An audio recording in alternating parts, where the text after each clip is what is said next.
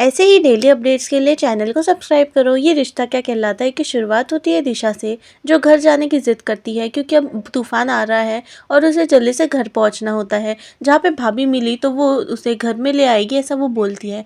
मनीषा कहती है कि घर जाके मैसेज करना, तो दूसरी तरफ आर्यन उसे ड्रॉप करने चला जाता है। माधव जी को अभीरा की टेंशन सताती है तो विद्या कहती है कि अगर आपको टेंशन लेना ही है ना तो उसके बदले अरमान और मायरा की लो। जहाँ पे फूफासा कहता है कि अरमान और मायरा की टेंशन क्यों, आखिर क्या हुआ है उन्हें। वहीं पे हमें मायरा का सीन दिखाया जाता है जो फ़ोन पे मेहर से बात कर रही होती है कि आखिर मैं क्या करूं, इतना बड़ा झगड़ा मेरा कभी किसी से नहीं हुआ है। अब मैं आखिर पापा से पैचअप करूं भी तो कैसे करूं, मुझे कुछ ना कुछ तो करना ही पड़ेगा क्योंकि माई बिल्ली जो है वो मुझसे बहुत दूर जा रही है। जहाँ पे अरमान अभी भी सदमे में होता है, जहाँ पर मायरो ने कहा होता है कि मैं तो एक बोझ हूँ ना, और एक बोझ को डंप किया जाता है। वहीं पर अभीरा आ जाती है और अभीरा अरमान से पूछने लग जाती है कि क्या हो गया, तुम तो मायरा को ढूंढने गए थे ना, आखिर हुआ क्या है, तुम ऐसी हालत में क्यों हो और मायरा कहाँ है। जहाँ पे अरमान कहता है कि मायरा तो मुझसे बहुत दूर जा चुकी है, वो इतनी दूर जा चुकी है कि उसके पास पहुँचना ही नेक्स्ट टू इम्पॉसिबल है। मेरी बच्ची मुझसे दूर हो गई है, वो मेरा बच्चा जो हमेशा पापा पापा कहता रहता था, आज उसने मेरी तरफ मुड़ के भी नहीं देखा। वहाँ पे अभीरा कहती है कि तुम बोलने की क्या कोशिश कर रहे हो अरमान, आखिर वो है कहाँ, वो सुरक्षित तो है ना। जहाँ पे अरमान कहता है कि हाँ वो सुरक्षित है और वो हॉस्टल पहुँच गई है, मुक्तिदा का कॉल आया था बट वो अब भी मुझसे बहुत नाराज़ है। जहाँ पे अभीरा कहती है कि थैंक गॉड कम से कम वो पहुँच तो गई सेफली। और फिर उसके बाद अरमान की हालत दिखती है। अरमान ये बात अभीरा पूछती है कि तुम्हें मायरा मिली, तो वहाँ पे अरमान कहता है मायरा दिखी तो पर मिली नहीं। अभीरा कहती है आई नो कि वो तुमसे नाराज है, तो वहाँ पर अरमान कहता है कि नाराज तो एक बहुत छोटा शब्द हो गया, मेरे पैर ऐसी जगह स्थिर हो चुके हैं कि ना मैं आगे बढ़ पा रहा हूँ उसे रोकने के लिए, ना मैं पीछे जा पा रहा हूँ। मुझे तो समझ नहीं रहा है कि क्या हो रहा है, मेरी बेटी मुझसे दूर जा रही है और मैं उसे रोक भी नहीं पा रहा हूँ। मेरी जो लाइफ है ना अभीरा, वो कभी भी आसान नहीं थी, पर मुझे इस बात की तसल्ली थी कि मैं कभी भी अपने बच्चे को सीने से लगा सकता हूँ, पर अब वो उम्मीद जो है वो भी मुझसे छीनी जा रही है। मुझे नहीं समझ आ रहा है कि मुझे क्या करना चाहिए। मायरा के बिना मेरा दम घुट रहा है, मैं सांस कैसे लूँ, डू समथिंग। वो अभीरा को बोलता है दर्द को कैसे सीने में रखा जाता है मुझे बिल्कुल भी नहीं पता है, इट्स टू मच, मेरा सीना जो है वो फट जाएगा, अभीरा कुछ तो करो। वो अभीरा के सामने बोलते हैं कि तुम्हें कहीं आग नजर आ रही है, तुम्हें कहीं आग नजर आ रही है। अभीरा कहती है कि नहीं, तो वहीं पे अरमान कहता है कि मैं उसी आग में जल रहा हूँ और मुझे प्लीज़ इस सब से बाहर लेके चलो, मुझे प्लीज़ इस सब से दूर लेके चलो, मुझे इसी आग से बाहर निकालो, मैं वरना जी नहीं पाऊंगा। प्लीज़ कुछ भी करो पर मेरी बिल्ली के बच्चे को वापस ले आओ, वरना मैं और रह नहीं पाऊंगा, उसके बिना मैं मर जाऊंगा। और इसके बाद वो मायरा मायरा जो है वो चिल्लाने लग जाता है, चीखने लग जाता है। मायरा ने इतना बड़ा फैसला ले लिया है कि अरमान से वो डाइजेस्ट ही नहीं होता है कि वो अब उसके पापा से दूर जा चुकी है सिर्फ अबीरा के लिए। जहाँ पे वो मायरा मायरा बहुत चिल्लाता है और अबीरा से उसके ऐसी हालत देखी ही नहीं जाती, तो वो जल्दी से उसे गले लगा लेती है और गले लगाने के बाद उसे वो तसल्ली दे रही होती है कि प्लीज़ तुम शांत हो जाओ। अबीरा कहती है बस करो अरमान, तुम क्या आंसू बहाने के इसमें बारिश को कंपटीशन देने वाले हो क्या, प्लीज़ कम डाउन। जहाँ पे अबीरा को अरमान कहता है कि इस दर्द को वही समझ सकता है जो अपनी बेटी से जुदा हुआ हो। जहाँ पे अबीरा कहती है इसलिए इस दर्द को मेरे से बेहतर कोई भी नहीं जान सकता, इस दर्द की दुनिया में कोई दवाई नहीं है और इस हार वाली फीलिंग के लिए कोई मोटिवेशनल स्पीच भी नहीं है। ये इसमें अपनी बेटी से दूर जाके ऐसा लगता है जैसे किसी तेजाब के समंदर में आपको फेंक दिया हो और आप कुछ नहीं कर सकते, कुछ भी नहीं कर सकते, उसमें जलना भी पड़ेगा आपको और तैरना भी पड़ेगा आपको। उसी वक्त अरमान को फाइनली रियलाइजेशन होता है कि मैं तो बस अभी के अभी इससे दूर हुआ हूँ, पर ये तो 8 साल पहले ही उससे दूर हो गई थी। इसका बात सुनकर ही उसे फ्लैशबैक नज़र आता है और उसे बहुत बड़ा झटका लगता है। दूसरी तरफ हमारी जो विद्या है वो कहती है कि हे भगवान, ये तूफान किसी अनहोनी का अंदेशा तो नहीं है, जहाँ पर बेचारा तूफान तो ऐसे ही बदनाम है, कोई ना कोई बुरी खबर लेके आएगा, ऐसा ही आप बोलते हो ना, ऐसा तान्या कहती है। पर मैं आपको एक खुशखबरी देती हूँ कि आयरा जो है वो सेफली हॉस्टल जो है वो पहुंच चुकी है। जहाँ पे विद्या जो है शुक्र है भगवान करती है और वहीं पर भैया भाभी नहीं आए ऐसा आर्यन कहता है और फिर कहता है कि ये तूफान में कुछ डिस्ट्रॉय हो ना हो पर उनका गुस्सा डिस्ट्रॉय हो जाए और उनके नीचे जो उनका प्यार दबा हुआ है वो बाहर आ जाए। ये सुनने के बाद ही जो विद्या है वो गुस्से से देखने लग जाती है, तो वहीं पे आर्यन वगैरह चले जाते हैं, पर जो अरमान के नाम की चुंदरी रहती है वो वहाँ पर ही गिर जाती है, जिसको उठाकर उसे सब याद आता है कि कैसे उसे मेहर ने कहा था कि आपके बेटे ने इसके प्यार को फिर से अपना लिया है और आई लव यू भी उसे बोल दिया है।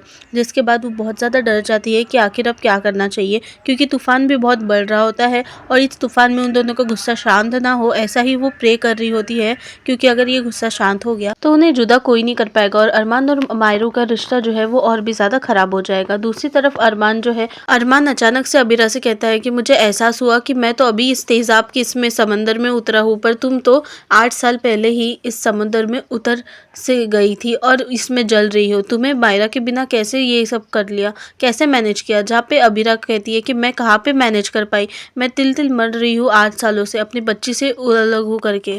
कभी-कभी तो मैं ये सोचती हूँ कि काश वो डांस वेन्यू में मैं भी आग में जल के मर गई होती। कम से कम मुझे इतना दर्द तो सहन नहीं करना पड़ता, इतना हिम्मत नहीं लाना पड़ेगा। वो मौत मेरे लिए इतनी ज़्यादा पेनफुल नहीं होती, जितनी अभी मायरू की ज़िंदगी में मेरा ना होना पेनफुल हो रहा है।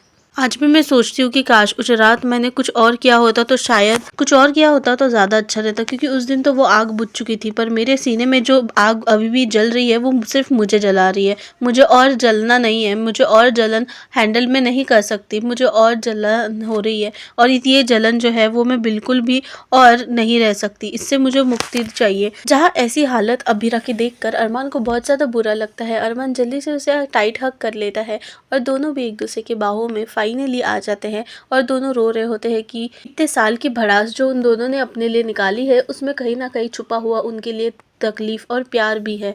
जहाँ पर ये तकलीफ में दोनों भी बहुत ज़्यादा जूझ रहे होते हैं मायरा की वजह से, कि वहीं पर उन दोनों का थोड़ा हमें रोमांस भी दिख जाता है।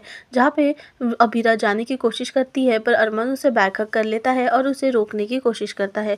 जहाँ पे वो उसके नेक पर एक किस भी कर देता है। जहाँ पर ये दोनों एक दूसरे की बाहों में होते हैं, दुनिया की इन्हें कोई भी फिक्र नहीं होती है। वहीं पर अबीरा जो है वो उससे दूर जाने की कोशिश करती है, क्योंकि अरमान की जो फीलिंग्स है वो उभरी आ रही होती है और अबीरा को उसमें वापस से जलना नहीं है, क्योंकि अबीरा को पता होता है कि अरमान को अगर उसने पास आने दिया तो उसके मन का तो होगा, पर फिर मायरू जो है वो और ज़्यादा नाराज़ हो जाएगी और वो बिल्कुल भी अभी रिस्क नहीं ले सकती है मायरू को और नाराज़ करने की। वो जल्दी से अपना हाथ छुड़ाती है और वहाँ से अरमान से भी दूर जाने की वो कोशिश करती है। वही बारिश में इतनी भीगे होते हैं और वो घर पहुँचती है। घर पहुँचने के बाद जैसे ही वो अपने रूम में जाने की कोशिश करती है, वैसे ही उसकी तरफ एक बैग जो है वो फेंक दी जाती है और वो बैग और किसी ने नहीं बल्कि विद्या ने फेंकी होती है। जहाँ विद्या उसे साफ तौर पे कहती है कि इस घर से निकल जा। जहाँ पे घर के सारे ही लोग बहुत ज़्यादा शॉक हो जाते हैं ये सुनकर कि आखिर कोई ऐसी हालत में अबीरा को घर से कैसे निकाल सकता है, तो वो तो सिर्फ विद्या ही कर सकती है। विद्या उसे कहती है कि देखो अभी तो मासा की भी तबीयत ठीक हो चुकी है और अब तो आर्यन के भी ससुराल में सबको पता है कि तुम दोनों का डिवोर्स हो चुका है, तो अब तुम्हारा यहाँ पे रहने का कोई मतलब नहीं है। इसलिए मैं कह रही हूँ कि तुम्हारा ये जो भी बोरिया बिस्तर है वो उठाओ और यहाँ से चले जाओ। खुद के रिश्ते तो तुम संभाल नहीं पाए, कम से कम अरमान और अब मायरा का जो रिश्ता है उसे भी तोड़ दोगी क्या? यहाँ से मेरे घर से निकल जाओ, ऐसा वो उसे आदेश देती है। जहाँ पे अबीरा बिल्कुल भी जाने की इसमें तो नहीं रहती है, पर उसे रुकना भी नहीं होता। वो जल्दी से बैग उठाती है और विद्या की बात ना सुन के चुपचाप से दादीसा के पास जाती है। दादीसा के पास जाने के बाद वो उनका आशीर्वाद लेने वाली होती है कि तभी जो विद्या है वो कहती है कि ये नाटक ना तुम बाद में कर लेना। जहाँ पे अबीरा कहती है कि मैं मेरे दादीसा से बात कर रही हूँ तो please stay out of it या तो शट अप। ऐसा करके वो दादीसा का आशीर्वाद लेती है। जहाँ पे विद्या कुछ बोलने की कोशिश करती है पर माधव जी हाथ दिखाते हुए उसे रोक देते हैं। जहाँ क्रिस सोचता है कि अच्छा है इसके जाने के बाद मेहर जो है वो खुश तो भी हो जाएगी। जहाँ पे दादीसा अबीरा को आशीर्वाद देती है और वहाँ पे वो रोकने की भी कोशिश करती है अपने आंखों से, पर घर वालों के सामने कुछ बोल नहीं पाती। जैसे ही अबीरा उठती है वो अपनी बैग उठाती है और रास्ते में चली जाती है। इससे खुशी जो है वो विद्या को होती है कि फाइनली अबीरा ने इस घर से जाने का डिसीजन तो लिया, पर जब वो घर छोड़ के जाने वाली होती है उसी बीच अरमान आ जाता है। अरमान इसके हाथ में बैग देख के और घर वालों के इमोशंस देख के उसे समझ आ जाता है कि क्या होने वाला है, तो वो ज़्यादा कुछ बोलता नहीं है, सिर्फ उसे अबीरा को जाने के लिए रास्ता दे देता है। हम सबको ऐसा लग रहा था कि अरमान ने फाइनली उसकी फीलिंग्स एक्सेप्ट कर ली है तो शायद अभी वो अबीरा को रोक लेगा, पर ऐसा कुछ नहीं होता है। वो अबीरा को बिल्कुल भी रोकता नहीं है। अबीरा बाहर जाने ही वाली होती है कि तभी दादीसा जो है वो नीचे गिर जाती है अपने व्हील चेयर से, जिसके बाद अबीरा और सभी लोग घर के भाग जाते हैं दादीसा के पास। जहाँ अबीरा चिल्ला के कहती है कि जल्दी से एम्बुलेंस बुलाओ, डॉक्टर को कॉल करो। जहाँ पे वो लोग दादीसा को वापस से होश में लाने की कोशिश करते हैं। दादीसा जो है वो सिर्फ एक ही शब्द बोल रही होती कि प्लीज़ बेटी हमें छोड़ के मत जाओ, मुझे छोड़ के मत जाओ, प्लीज़ यहीं पे रुक जाओ। ऐसा करके वो अबीरा को रोकने की कोशिश करती है। आर्यन जल्दी से डॉक्टर को कॉल लगाता है और डॉक्टर को कॉल लगाने के बाद वो जल्दी से उन्हें घर पे बुला लेता है। जहाँ पर ये बात सुन के कि दादीसा अबीरा को जाने नहीं देना चाहती, ये सुनकर अबीरा भी अपना रास्ता रोक लेती है और सभी लोग वहाँ पे रुक जाते हैं। जहाँ पे डॉक्टर को बुलाया जाता है क्योंकि दादीसा की हेल्थ जो है वो और भी ज़्यादा ख़राब हो जाती है। वो लोग सभी दादीसा को उठाने की कोशिश करते हैं कि तभी डॉक्टर साहब आ जाते हैं और डॉक्टर साहब डायरेक्ट उन्हें बोल बोलते हैं कि अभी तो कुछ सुधार तभी दिख रहा था उनकी हालत में, पर अभी तो वो पहले से भी बदतर हो चुकी है। अभी तक जितना भी सुधार आया था, अभी तक जितने भी वो ठीक हुई थी, अभी तो और भी ज़्यादा नाखुश है और अब तो और भी खुशी नहीं होंगी। वहाँ पर अबीरा कहती है कि डॉक्टर साहब, आप क्या बोलने की कोशिश कर रहे हो? आप हमें डरा क्यों रहे हो? साफ-साफ बताइए ना कि क्या हुआ है? दादी को चोट आई है क्या? क्या दादी को कुछ हुआ है क्या? वो ठीक है ना? जहाँ वीरा की बात सुन के डॉक्टर साहब कहते हैं कि फिजिकल इससे तो ठीक माना जाएगा, पर उनका जो स्ट्रेस है वो मेंटल है। मैंने आपको पहले ही कहा था कि हार्ट के पेशेंट को आपको ज़्यादा स्ट्रेस नहीं देना है। वो नींद में भी बड़बड़ कर रही थी किसी लड़की के बारे में कि किसी लड़की को रोक लो करके। तो मैं चाहता हूँ कि अगर आप उसके बारे में सोचते हो तो प्लीज़ वो लड़की को रोक लो। और डॉक्टर साहब वहाँ से चले जाते हैं। ये बोलते साथ ही सब लोग अबीरा को बोलते हैं कि तुम्हें दादिसा के रूम में नहीं जाना चाहिए, फिलहाल तुम चेंज कर लो, उसके बाद मैंने तुम्हारा सामान वापस गेस्ट रूम में रखवा दिया है। दूसरी तरफ तान्या और आर्यन जो है वो जल्दी से दादिसा के रूम में चले जाते हैं। दादिसा के रूम में हम देखते हैं कि वो तो चली जाती है, पर जो हमारा आर्यन रहता है ना, वो अपने पीछे कुछ छुपा के लाया होता है और वहाँ पर वो कहता है कि दादिसा उठ जाइए, मैंने आपकी दवाई ला ली, आपको दवाई खानी थी ना, जल्दी से उठ जाइए। जहाँ पे दादिसा तो आंखें खोलने का नाम नहीं लेती और आर्यन जब दवाई दिखाता है तो वो दवाई और कुछ नहीं बल्कि आइसक्रीम होती है। वो आइसक्रीम जल्दी से दादिसा को एक चम्मच खिला देता है, जहाँ पे दादिसा को इतनी राहत मिलती है कि दादिसा से और एक्टिंग की नहीं जाती। जहाँ पे हमें पता चलता है कि ये सब जो भी नाटक था, इनका गिरने का वगैरह, ये सब एक सिर्फ नाटक था, बल्कि दादिसा को कुछ भी नहीं हुआ है। दादिसा उठकर कहती है कि कैसी लगी मेरी आवाज़ लग रही थी ना कि मैं बीमार हूँ।